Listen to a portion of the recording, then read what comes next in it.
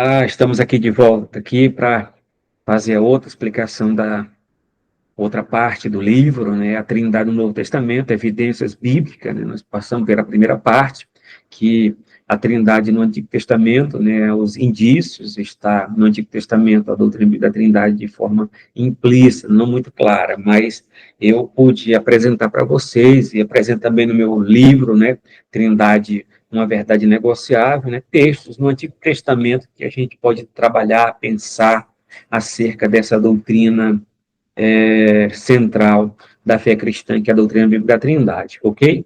Então, aqui a gente vai trabalhar a Trindade no Novo Testamento, evidências bíblicas, né, que a gente tem mais prova, né, mais textos, e muitos textos claros, que vai aparecer a segunda pessoa da Santíssima Trindade, que é o nosso Senhor e Salvador Jesus Cristo, tá?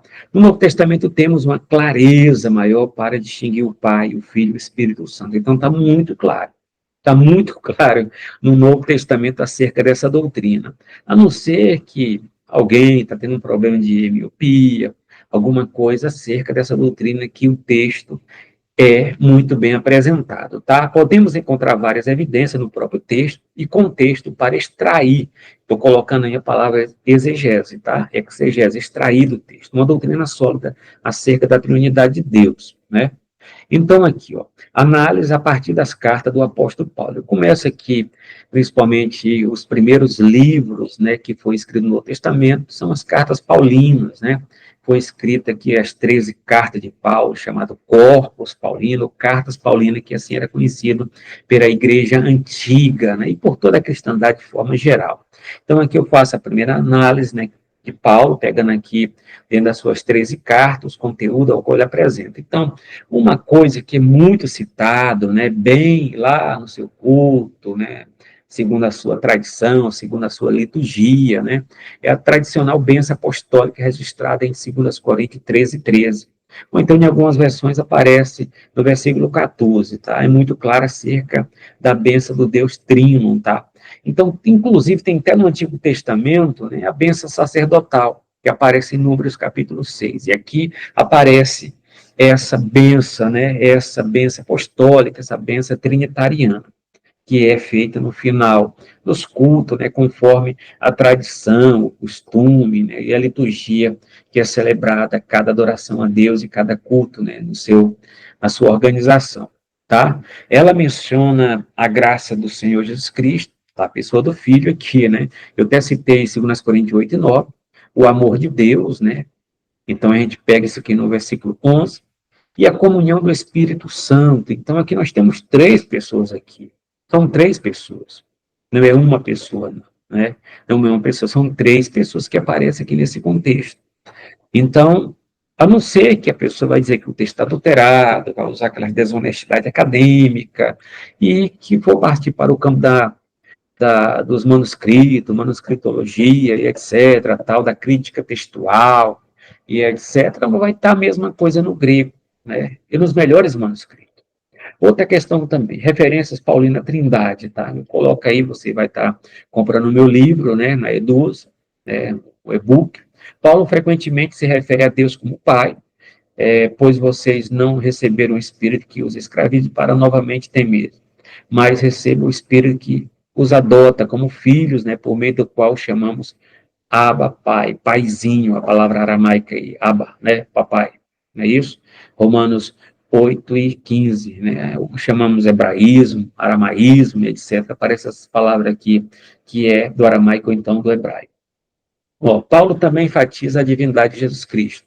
Isso ele recita lá em Filipenses 2, 6 e 11, né, descreve Jesus como aquele que existia na forma de Deus e se humilhou para se tornar humano, né, a doutrina da kenosis, né. Então, aqui o autoesvaziamento aqui, então ele apresenta Jesus aqui na forma de Deus, aqui, na forma de Deus Pai, da maneira que o Pai, o Espírito Santo é dentro da trindade essencial ou ontológica, tá?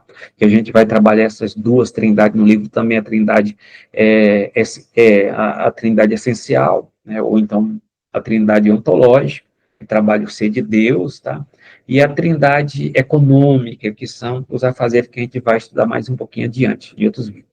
Colossenses capítulo 15 e 20, né, fala sobre a supremacia de Cristo como o criador e sustentador de todas as coisas, né? Algumas religiões heterodoxas cometem, né, o erro nesse texto aqui, pegando o texto isolado para diminuir a Cristo, né?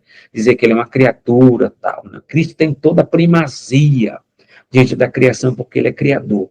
E a própria Bíblia fala que o Pai é criador, o Filho é criador, o Espírito Santo é criador. Existem três criadores? Não, existe um criador. Porque dentro da essência, ou então, o Deus que nós servimos e adoramos é um Deus que subsiste em três pessoas, tá? É mesmo a questão do tetragrama que a gente viu lá no Antigo Testamento, através dos nomes de Deus que está no livro. O tetragrama é aplicado ao Pai, ao Filho e ao Espírito Santo.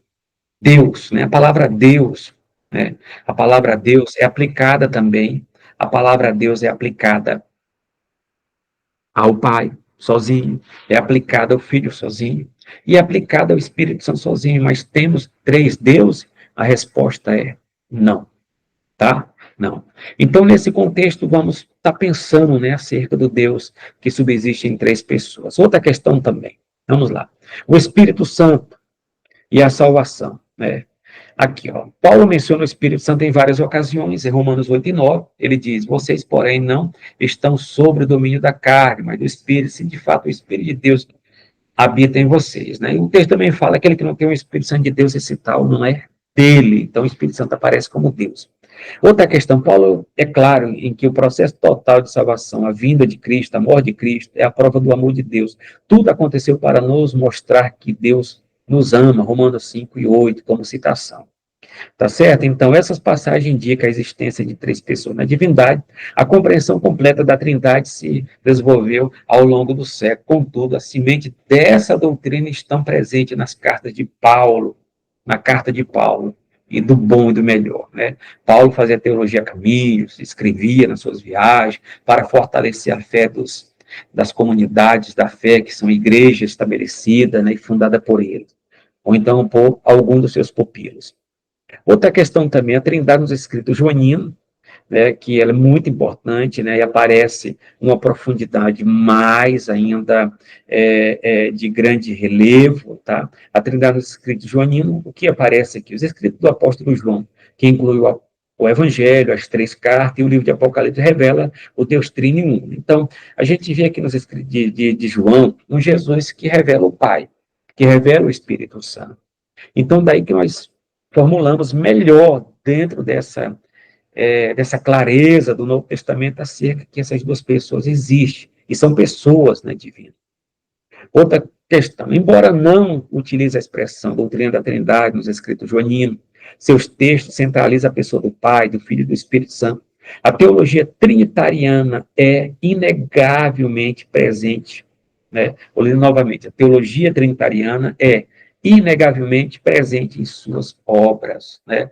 Então ela está lá, não tem nem como negar, né, o conteúdo, ainda que não tenha a palavra trindade, triunidade, mas o conteúdo é claro, a clareza está muito bem cabal.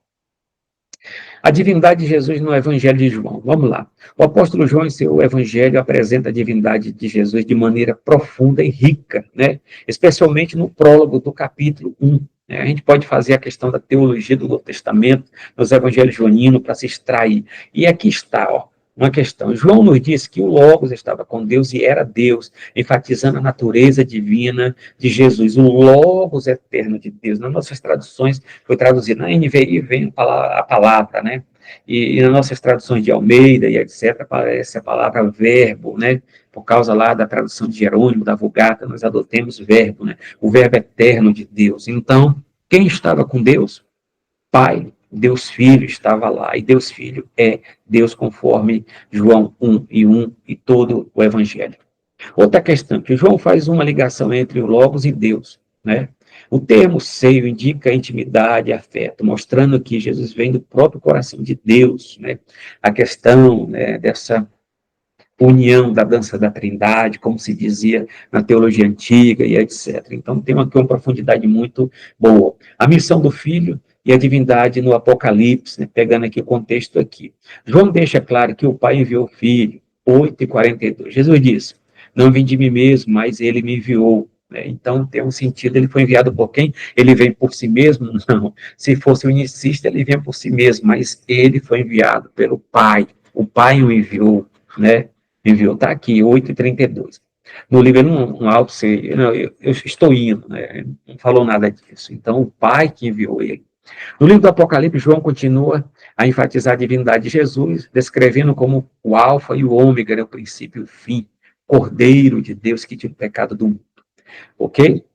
O Evangelho de João e suas cartas oferecem uma visão profunda da divindade de Jesus e da Trindade. E isso, você vai olhar no meu livro, né, que eu cito muito bem a questão de vários autores, teólogos, trinitarianos, acerca da interpretação de gênero do prólogo, né, no Evangelho de João, que está no capítulo 1º, tá?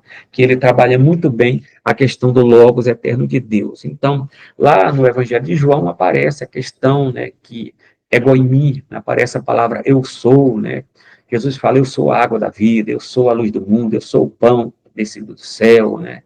Eu sou a videira verdadeira. Então, ele usa 7 eu sou, né? No evangelho dele. Então, o mesmo eu sou, antes que Abraão existisse, eu sou, os judeus pegaram em pedra, porque bem entenderam que ele estava se colocando na posição de Deus, tá? Então, ele faz essa citação do apanhado lá na sarça ardente, quando Deus se apresenta para Moisés como um grande eu sou, o único, no sentido composto. Outra questão, a Trindade nos evangelhos sinótico e Atos, tá? Esse texto, eu vou falar ele agora de forma sucinta, para nós estarmos fechando aqui, né? Em resumo, faremos uma exposição acerca do Deus Trino nos evangelhos sinóticos e a dos apóstolos. Faremos vamos colocar Mateus, vou fazer uma citação rápida, né, de Mateus aqui, Evangelho de Marcos, são evangelhos sinóticos, tá? Atos dos apóstolos. Vamos colocar Mateus e a doutrina da Trindade, né? No Evangelho de Mateus, a doutrina da Trindade é evidente. Olha só, a grande comissão: batizar em nome do Pai, do Filho e do Espírito Santo. Alguns falam que esse texto foi adulterado, né? Eu dou uma explicação muito boa sobre esse contexto aqui, principalmente pegando o histórico aqui de Eusébio de Cesareia, na história eclesiástica, os grandes teólogos que são chamados pais da igreja antiga, né? Que são teólogos, pastores, que escreveram as suas cartas, né? Que escreveram muitos livros combatendo o gnosticismo e outros grupos heterodoxos se levantaram. Todos eles conheciam esse texto aqui de Mateus 28:19. Essa passagem sublinha a co-igualdade e a co-eternidade das três pessoas da divindade, ok? E uma questão no próprio contexto aqui também, que está, o próprio Mateus, eu também peguei aqui para Marcos, né? O Evangelho de Marcos apresenta elementos trinitarianos que Mateus também citou também, tá? Eles são sinóticos, né? Ele tem a visão conjunta de conteúdo, de escrito, de redação. Batismo de Jesus, o Espírito Santo descendo como uma pomba, e a voz do Pai declarou Jesus, declarando Jesus, seu Filho amado, aqui me comprazo. Tá? Então, aparecem as três pessoas. Para se dizer que Mateus 28:19 é adulterado, esse outro texto também é adulterado, e os demais textos são adulterados, que isso é uma falácia. É um engano. Lucas é a doutrina da Trindade. Aqui, o evangelho lucano aqui, né? Lucas enfatiza a ação do Espírito Santo ao longo do seu evangelho, né? A gente lê a obra, né, que é Lucas, Atos, né? Que a gente sabe quem foi Lucas que escreveu o livro de Atos, né? E o próprio evangelho que foi escrito a Teófilo, né? Nós sabemos através de um dos pais da igreja, o grande teólogo do século II, que é Irineu de Lyon. E ele fala que foi Lucas, como testemunha, escreveu a sombra, na orientação de Paulo, né, que Paulo realmente foi o apóstolo, né, que tinha esses critérios canônicos, e Lucas é um varão apostólico que escreve, né, pela instrução, coordenação de Paulo, ok? Lucas é a enfatização do Espírito Santo ao longo do seu evangelho, anuncia o anúncio do nascimento de Jesus, o Espírito Santo virá sobre Maria, tá? Então, ele cita o Espírito Santo também. Promessa do Espírito Santo aos discípulos, isso ele coloca também. A doutrina do Espírito Santo em Atos, né, Lucas e Atos, uma obra em 2 volumes, tá? Ele coloca o quê? No livro de Atos dos Apóstolos, a evidência da relação entre o Pai, o Filho e o Espírito Santo. Lucas cita muito bem. O caso de Ananias e Safiras, quando Pedro coloca, né? Não mentiste aos homens, mas mentiste a Deus. Aí ele coloca o Espírito Santo, que é Deus, claro. Discurso de Pedro no Pentecoste, a ressurreição de Jesus, a promessa do Espírito Santo enviada pelo Pai, tá? Então tem aqui todo o contexto dos evangelhos sinóticos, do evangelho joanino, tá? E a Trindade nas cartas gerais e na carta aos Hebreus. Vamos colocar, embora as cartas do Novo Testamento não ofereçam uma teologia sistemática da Trindade, elas lembram da centralidade de Deus, Pai, Filho e Espírito Santo em nossa fé, né? Outra questão aqui, ó, a Trindade é um mistério profundo que eu coloquei, refletindo nas cartas gerais e na carta aos Hebreus, como se segue. Vamos pegar aqui, Hebreus, Jesus como mediador da nova aliança, né? Tiago enfatiza ênfase na fé viva e nas obras, ok? E Pedro reconhecimento de Jesus como Cordeiro de Deus, tá? Reconhecendo como a grande pedra angular, que nós somos pedrinha, e etc. Ele colocando a revelação lá, quando Moisés e Elias aparecem, eles falam sobre essa revelação, que ele teve essa experiência que está nos evangelhos sinóticos, como escrito. Judas luta pela fé. A fé de quê? O livro de Judas é uma carta totalmente apologética, como a primeira carta petrina, a segunda carta petrina, também são cartas apologéticas, carta de instruções, e todas essas cartas foram circunstanciais, escritas para orientar, para instruir, para realmente fortalecer a fé das comunidades recém-nascidas da época, tá? E diante das grandes perseguições. Textos bíblicos manipulados pelos unicistas, né? Eu vou deixar esse vídeo para gravar no próximo, tá? Para a gente estar trabalhando aqui mais profundamente sobre, no próximo vídeo, texto bíblico manipulado pelos unicistas, tá bom? Então, até mais. Adquira o meu livro, e-book, Trindade, uma verdade negociável. Até o próximo.